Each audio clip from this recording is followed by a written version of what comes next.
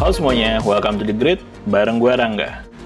Permasalahan yang hampir selalu ada pas ngupdate iOS terbaru itu adalah baterai iPhone yang diupdate bakal boros. Gue baru nih ngupdate iPhone XS gue ke iOS 14. Dan bener aja, baterainya itu jadi parah borosnya. Terus gimana dong caranya supaya baterainya tuh nggak boros-boros banget? Nah, ini dia. Gue ngumpulin beberapa tips-tips cara ngehemat baterai di iOS 14. Mau tahu apa aja tipsnya? Nah, tapi sebelum lanjut, buat yang belum subscribe, gue mau ngingetin subscribe dulu ke channel The Grid ya. Karena di sini gue bakal ngomongin hal-hal yang berhubungan dengan gadget dan teknologi dengan bahasa sehari-hari. Dan gue pasti ngupdate video baru setiap minggunya. Oke? Langsung kita lanjut ya. Yang pertama, hapus-hapusin aplikasi yang kurang penting. Lo lihat nih iPhone lo sekarang. Ada banyak gak sih apps-apps tuh yang bisa dibilang udah kurang penting gitu.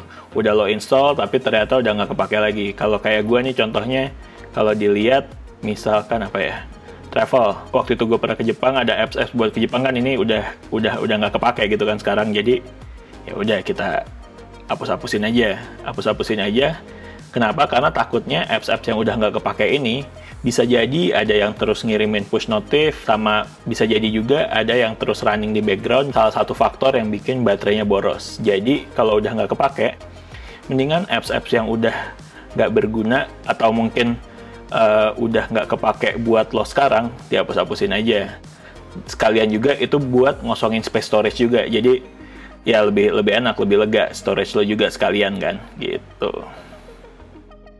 Terus, tips yang kedua adalah kurangin widget yang berhubungan sama internet. Pas baru ngupdate ke iOS 14 nih, pasti lagi senang-senangnya nih masang-masang widget. Kayak widget kalender, widget baterai, ini gue pasang-pasang widget sports, activity, macam-macam. Nah, lo mesti perhatiin ada widget-widget itu yang agak bikin boros baterai, yaitu yang sifatnya update data terus-menerus, kayak weather,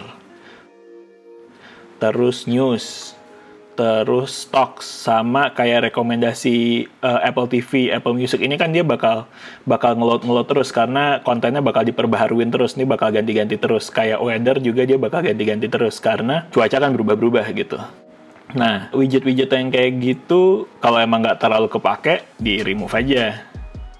Jadi cuman pakai widget-widget yang penting-penting aja, kayak widget kalender, widget baterai kan esensial gitu, terus widget iCloud, Notes gue masih pakai. Jadi pilih-pilih widget yang emang lebih esensial penggunaannya buat lo, menurut gue sih gitu ya. Tips yang ketiga adalah ngatur background apps refresh. Jadi background app refresh ini adalah cara supaya apps tetap nge-refresh konten di dalamnya biarpun appsnya lagi nggak dibuka. Nah, gimana tuh cara ngaturnya? Caranya ke settings, kemudian pilih general, dan pilih background apps refresh. Nah, ini ada pilihan satu, background app refresh ini bisa kita pilih mau nge-refresh apps-nya itu ketika cuman di koneksi WiFi doang atau di WiFi dan cellular data. Gue sih pilihnya WiFi dan cellular data, tapi kalau mau baterainya lebih irit mungkin bisa pilih di WiFi aja kayaknya. Kemudian, nah, di bawah ini ada list aplikasi-aplikasi yang bisa dimatiin background app refresh-nya. Nah, ini bisa lo pilih kira-kira dari list apps-apps tersebut, pilih-pilih aja yang mana yang kira-kira nggak terlalu sering dipakai, kita mati-matiin aja. Ini apps-apps yang jarang gue pakai, udah gue mati-matiin, tapi kayak apps-apps yang mungkin tetap butuh background app refresh, kayak Google Maps masih gue nyalain, terus yang butuh apps refresh apalagi, mungkin Grab masih gue nyalain, jadi Instagram masih gue nyalain. Jadi dipilih-pilih aja kira-kira, karena lo yang tahu penggunaan aplikasi lo, yang sering lo pakai yang mana, yang enggak yang mana. Jadi tergantung masing-masing. Kalau gue apps-apps yang makainya sekali-sekali gue mati-matiin, tapi yang sekiranya regular dipakai tetap gue nyalain gitu kira-kira.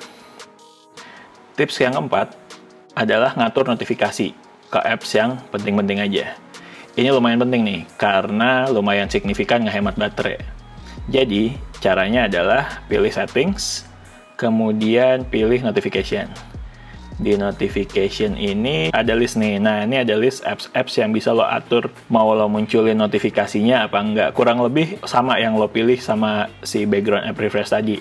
pilih aplikasi-aplikasi yang emang regularly lo pakai itu tetap dinyalain, tapi yang jarang-jarang lo pakai notifikasinya dimatiin aja. Kayak nggak perlu lah lo nyalain notifikasi yang apps-nya jarang lo pakai. Tapi bisa juga misalkan lo mau bikin Gmail ini kalau dinyalain tapi lo mau cuman muncul di pages aja gitu, atau muncul banner stylenya kayak gimana, ini kan bisa diatur sesuai dengan kebutuhannya gitu. Kurang lebih sama. Jadi yang kayak apps-apps yang mungkin lo nggak terlalu sering make dan nggak terlalu intens penggunaannya, dimati-matiin aja gitu. Yang penting-penting tetap dinyalain.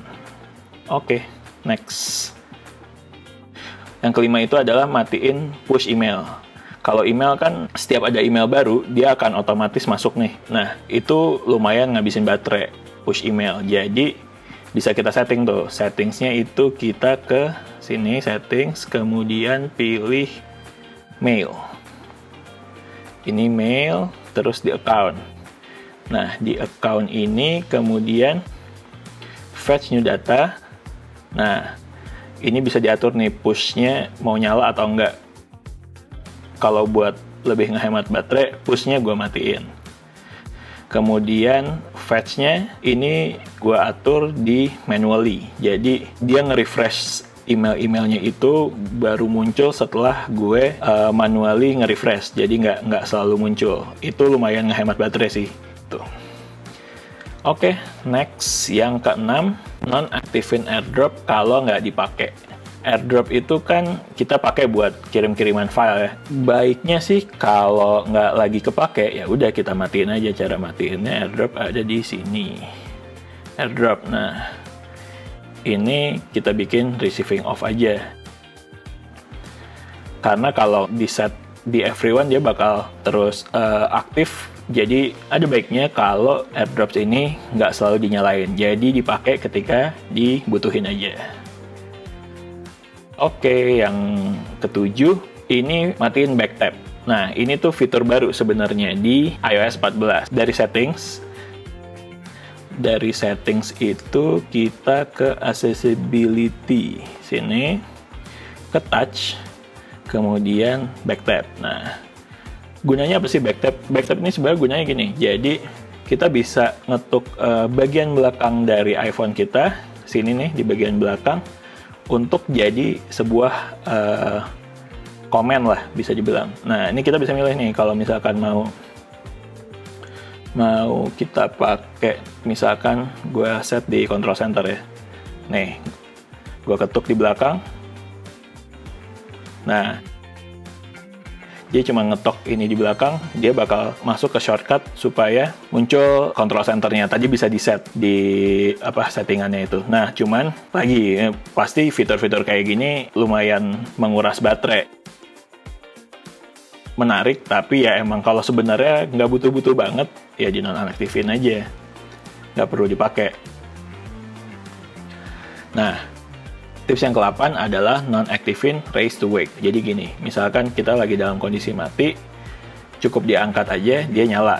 Itu raise to wake. Itu fitur raise to wake dari iPhone. Nah, sekali lagi fitur-fitur kayak gini emang, nih kita lihat sekali lagi ya, raise to wake. Oke.